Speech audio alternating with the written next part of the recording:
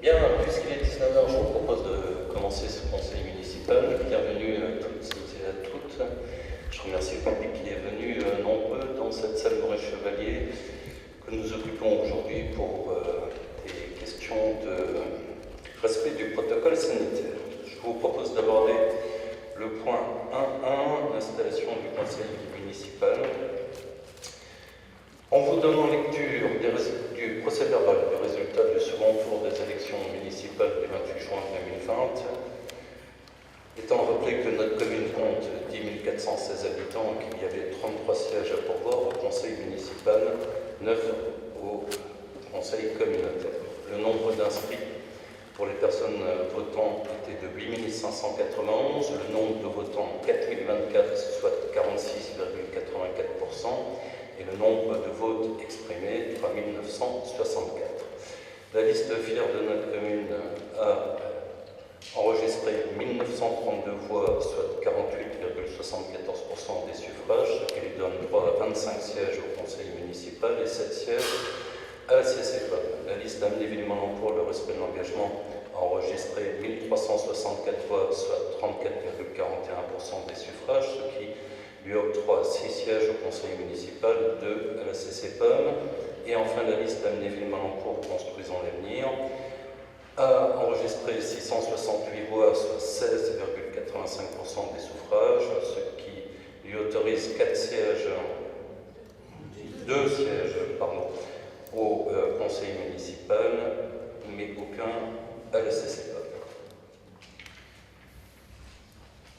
Voilà. Ceci étant, je vais donc déclarer installés dans leurs fonctions les conseillers municipaux dont la liste suit: Munier Eric, Calgary Jean Daniel, Della Favera André, Hirsch Catherine, Simonski Arnaud, Zinc Noémie, Dos Santos Armindo, Beau Sylvia, Reper Raymond, Dorien Rose, Léonard Cédric, Or Nadia, Tisserand Gérard, Kurtz Mathilde, Holz Emmanuel, Portolusi Thierry Maude, Élard Patrick, Deléo Grazia, Zettel Francis, Adam Gabriel, Gonzalez José, Leonardo Géraldine, Ouin Jean-Pierre, H. Juliette, Torqui Kamel, Dieudonné Xavier, Coubliandro Fracaro, Virginie, Schulz Daniel, Burgar Elisabeth, Walter Régis, Muller Delphine, Sudro Cédric et Arnaud Rivato, Rachel. Ceci étant fait, je vais céder la parole au doyen d'âge, M. Francis Settel, afin qu'il procède à l'élection du maire. Bonsoir à tous et à toutes. Bon, pour commencer, nous allons faire l'appel des conseillers municipaux et pour qu'on constate le quorum. Bon, il n'y a aucun absent, donc le quorum est atteint. Donc, je vous rappelle l'ordre du jour de la séance. Je déclare la séance ouverte. En point 1, élection du maire. En point 2, fixation du nombre d'adjoints au maire. En 3, élection des adjoints au maire. En 4, fixation des indemnités de fonction du maire et des adjoints au maire. Bon, je propose,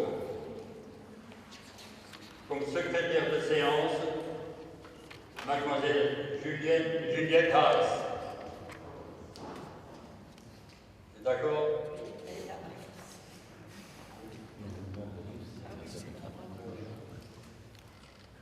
Comme assesseur, deux assesseurs, alors il y a M. Gonzalez José et Mme Kurtz Mathilde. Bon, moi je vous invite tous à procéder à l'élection du maire. Le président rappelle, en application des articles L. 2122-4 et L. 2122-7 du Code général des collectivités territoriales, le maire est élu au scrutin secret et à la majorité absolue parmi les membres du conseil municipal. Si après 2 tours de scrutin, aucun candidat n'a obtenu la majorité absolue, il est procédé à un deuxième tour. En cas d'égalité de suffrage, le plus âgé est déclaré élu.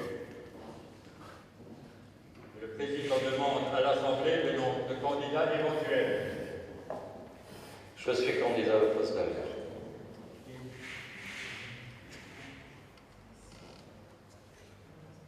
Bon, il n'y a pas d'autres candidats, on va poursuivre. Chaque conseiller est amené à inscrire son nom du candidat sur le bulletin vierge et le glisse dans l'enveloppe prévue à cet effet. Il est possible de le faire sur table ou dans l'isoloir. À l'appel de son nom par le président, chaque conseiller dépose l'enveloppe contenant son bulletin dans l'urne. Il fait constater au président qu'il n'est porteur que d'une seule enveloppe du modèle fourni par la mairie. Un conseiller ayant procuration se déplace lors de l'appel de son nom et son mandat.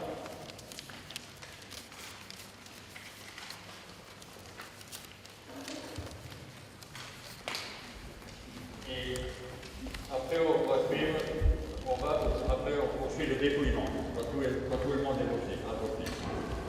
Voilà. Alors en raison de l'état d'urgence en vigueur, une seule personne procède au dépouillement. Donc ce sera la secrétaire qui ouvre les enveloppes et c'est moi qui donnera le nom de la personne qui est sur la feuille. On comptabilise le nombre d'enveloppes dans l'urne pour procéder au dépouillement. Elle ira au haute voix le nom inscrit sur chaque bulletin pour comptabiliser et comptabiliser le nombre de votes blancs et nuls pour proclamer les résultats. Le dépouillement des bulletins, le président proclame le nom du maire à la majorité absolue et le sein de l'écharpe tricolore. Voilà. Les bulletins et enveloppes déclarées nuls sont sans exception signés par le président et assesseur. Voilà, donc on va commencer à procéder au vote. Alors j'invite tout le monde à voter soit dans l'urne, soit dans l'isoloir, soit à la table. Et puis à l'appel, il y a un nom après l'autre qui sera appelé. Et la personne suivante n'attendra que le candidat qui a voté, que la personne qui a voté soit assis à table. Voilà. Alors, après comptage, M. Éric Munier, 25 voix et 8 blancs.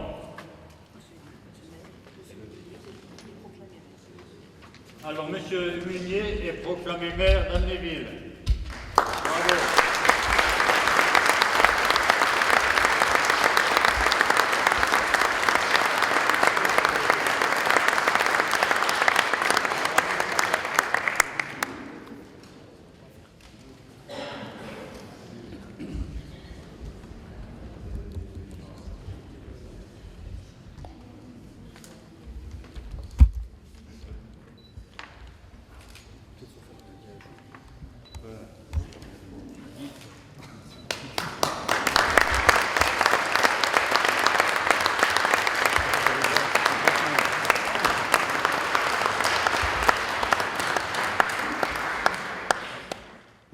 Merci de votre confiance.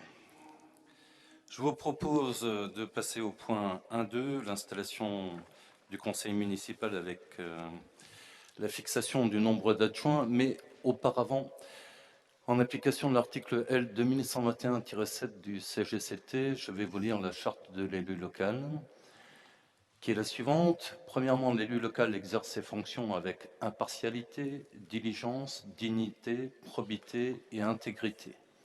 Deuxièmement, dans l'exercice de son mandat, l'élu local poursuit le seul intérêt général à l'exclusion de tout intérêt qui lui soit personnel, directement ou indirectement, ou de tout autre intérêt particulier. Troisièmement, l'élu local veille à prévenir ou à faire cesser immédiatement tout conflit d'intérêts. Lorsque ses intérêts personnels sont en cause dans les affaires soumises à l'organe délibérant dont il est membre, l'élu local s'engage à les faire connaître avant le débat et le vote. Quatrièmement, l'élu local s'engage à ne pas utiliser les ressources et les moyens mis à sa disposition pour l'exercice de son mandat ou de ses fonctions à d'autres fins. Cinquièmement, dans l'exercice de ses fonctions, l'élu local s'abstient de prendre des mesures lui accordant un avantage personnel ou professionnel futur après la cessation de son mandat et de ses fonctions. Sixièmement, l'élu local participe avec assiduité aux réunions de l'organe délibérant et des instances au sein desquelles il a été désigné. Septièmement, issu du suffrage universel, l'élu local est et reste responsable de ses actes pour la durée de son mandat devant l'ensemble des citoyens de la collectivité territoriale à qui il rend compte des actes et décisions pris dans le cadre de ses fonctions. On vous a remis à table cette charte de l'élu local et le chapitre 3 du CGCT, Code général des collectivités territoriales, qui traite des conditions d'exercice des mandats municipaux, pour que vous soyez ainsi parfaitement informés de l'ensemble de la vie publique qui vous attend en qualité de conseiller municipal. Maintenant, je vous invite à procéder à l'élection des adjoints. Je rappelle qu'en application de l'article L 2121-7 du CGCT et de l'article 2122-2 du CGCT, il appartient au conseil municipal de déterminer le nombre des adjoints au maire sans que ce nombre puisse excéder 30% de l'effectif légal du conseil municipal. Dans la mesure où nous avons 33 conseillers municipaux, 30% de ces 33 conseillers municipaux donnent un total maximum d'adjoints de 9. Il vous est donc proposé de fixer le nombre des adjoints au maire à 9. Quelqu'un souhaite-t-il s'exprimer sur ce point? Non. On peut passer au vote. Qui vote contre? Qui s'abstient? Personne. Ce point est adopté à l'unanimité. Je vous en remercie. Ensuite, nous passons au point 1.3, l'élection des adjoints. Je rappelle qu'en application de l'article L 2122-7-2 du CGCT, dans les communes de 3500 habitants et plus, les adjoints sont élus au scrutin de liste à la majorité absolue, sans panachage ni vote préférentiel. Sur chacune des listes, l'écart entre le nombre des candidats de chaque sexe ne peut être supérieur à 1. Si après 2 tours de scrutin, aucune liste n'a obtenu la majorité absolue, il est procédé à un 3e tour de scrutin et l'élection a lieu à la majorité relative. En cas d'égalité de suffrage, les candidats de la liste ayant la moyenne d'âge la plus élevée sont élus. En cas d'élection d'un seul adjoint, celui-ci est élu selon les règles prévues à l'article L 2122-7. Il est procédé dans les formes prescrites par l'article précité à l'élection de 9 adjoints au maire, et conformément aux articles L 2121-2 et L 2122-2 du CGCT, à l'élection de 9 adjoints. Nous avons donc invité les conseillers municipaux concernés à déposer leur liste d'adjoints à la Direction générale des services le 2 juillet 2020 à 10h au plus tard. Une seule liste de candidatures d'adjoints au maire a été réceptionnée. Y a-t-il d'autres listes qui doivent être déposées? Non. Bien. Donc, nous allons procéder à l'élection. Vous avez devant vous la liste de la seule candidature reçue.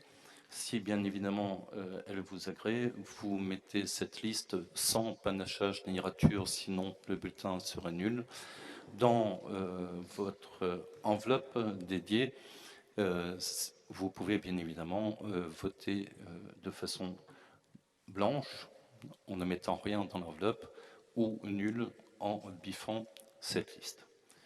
Je vais donc demander à nouveau à Madame la secrétaire, Monsieur le président du scrutin, de bien vouloir procéder à cette élection.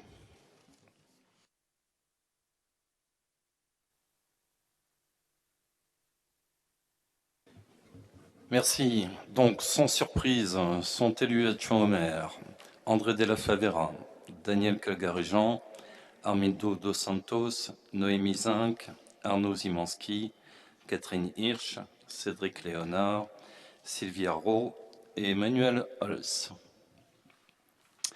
Si vous voulez bien venir à l'appel de votre nom, que je puisse vous ceindre de votre écharpe d'adjoint.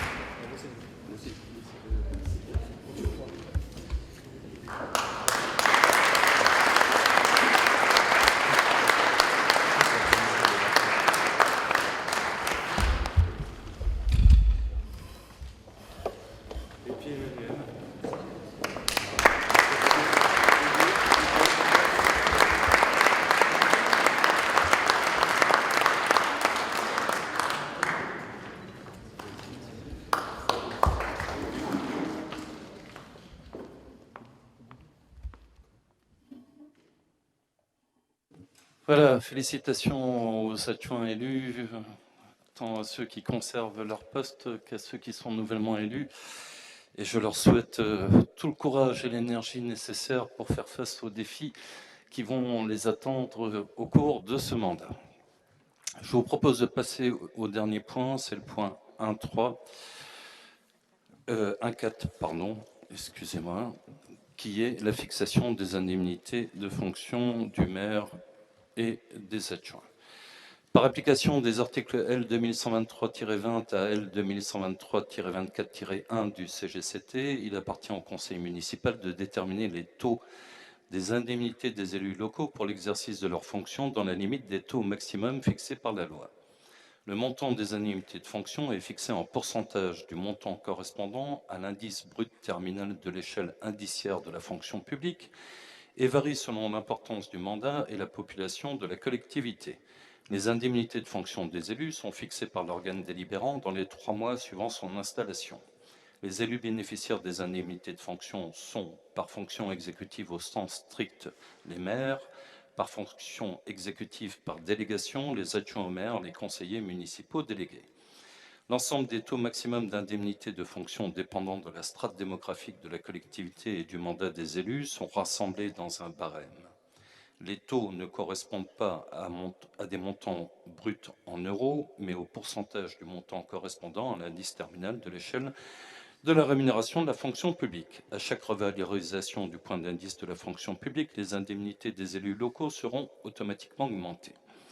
Donc il vous est demandé, compte tenu du fait que la strate de population se situe entre 10 000 et 19 999, de fixer pour le maire le taux maximum en pourcentage de l'indice brut terminal de la fonction publique à 65%, et pour les adjoints au maire, le taux maximum en pourcentage de l'indice brut terminal de la fonction publique à 27,50%, et d'inscrire les crédits nécessaires au budget principal en cours.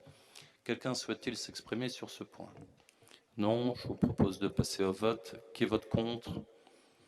Personne. Qui s'abstient? Personne. Ce point est adopté à l'unanimité. Je vous en remercie. L'ordre du jour étant épuisé, je lève la séance et j'invite les membres du conseil municipal, c'est-à-dire l'ensemble des conseillers municipaux, à venir à la table administrative signer la feuille d'émargement avant de quitter cette séance, mais aussi le doyen d'assemblée, la secrétaire et les assesseurs à signer le PV des élections du maire et des adjoints. Merci et bonne soirée.